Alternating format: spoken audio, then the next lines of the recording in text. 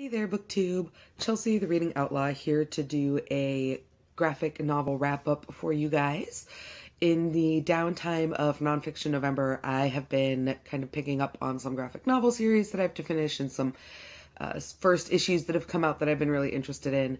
So I've read about 5, and that's usually, I think, like a good numbered chunk to kind of review them in. So I'll start with the first volumes that I read, and then I'll talk about the ones that I've read that are part of an ongoing series.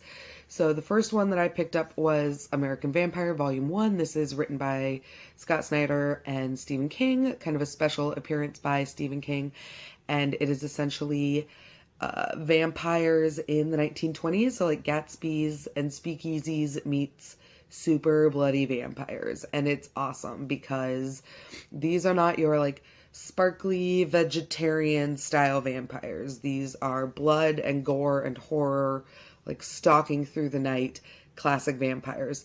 I have been following Scott Snyder's work ever since I picked up the first volume of Witches last year because I absolutely loved it. This was no exception, no letdown. The first couple issues were written by Stephen King, like story arc and written by Stephen King, and then drawn by Scott Snyder and a couple other people. It was all around absolutely amazing, and I'm so glad that I picked it up. I'm a little wary when it comes to vampire things. That's not usually my favorite, like, mythical creature to read about, but I'm really glad I read this one because it was awesome. I think I ended up giving it 4 stars on Goodreads. So very, very awesome. Definitely one to pick up if you're hesitant about vampires or you like the work of either Stephen King or Scott Snyder. The first volume I picked up is by Brian K. Vaughan. It's called Paper Girls, Volume 1. I absolutely loved this book.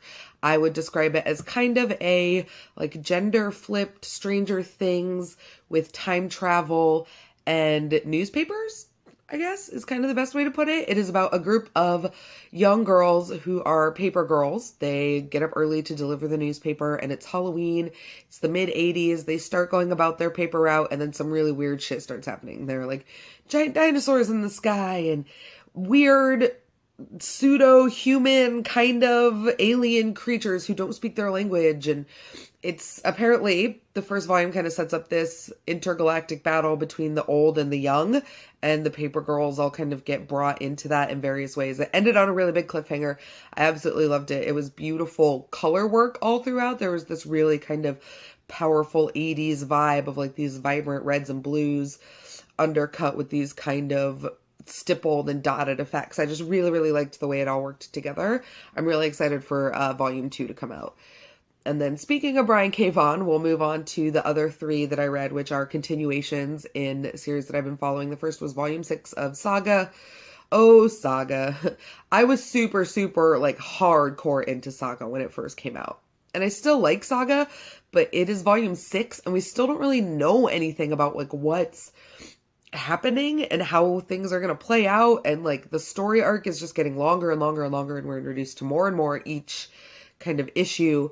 And so I have mixed feelings on it now. I thought 6 was better than 5, but on the whole, I'm still just kind of middling. I think I gave this one 3 stars on Goodreads. The artwork is beautiful. Fiona Staples is still doing an absolutely amazing job. I really like the way Brian K. Vaughan writes. All of that is great, but I just feel like at this point, I wish I had more answers than questions, and that's just not what's happening. And then next up, I read volume 3 of The Wicked and the Divine. I really did not want to read this one. This one was done by a bunch of guest artists, and one of the things I love the most about The Wicked and the Divine is how beautiful it is as an art object. This was not that. I did not vibe with any of these styles. I felt the storylines and all of the issues were a little meandery, and it did not gel well with me. I gave it 2 stars. It was really disappointing, but I like the series, so I knew I was gonna have to get through it eventually, so I downloaded it digitally from my library and I sped through it, and I'm really glad I didn't buy it because the art styles did not work for me.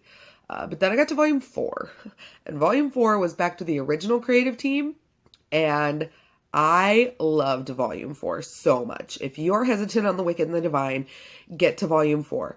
I know that's a lot of volumes in, and I know you'll have to deal with all the weird art shifts that happen in volume 3, but like, trust me, volume 4 sets up this, oh my God, it's just going to be so good and so epic, and it's beautiful when it's drawn by the original creative team, and I really love this series.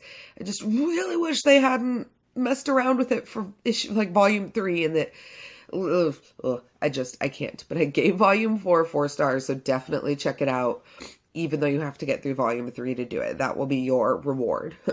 And yeah, that's it. Those are the 5 graphic novels that I've read most recently. Let me know down below what you thought. If you've read them, let me know what you thought about the artists on the 3rd volume of Wicked and the Divine if you read it, because I have thoughts and they're mostly bad ones. But yeah, otherwise you can like, comment, subscribe down below. Follow me on all the social medias. I'm always here to talk books with you beautiful people. And until next time, happy reading.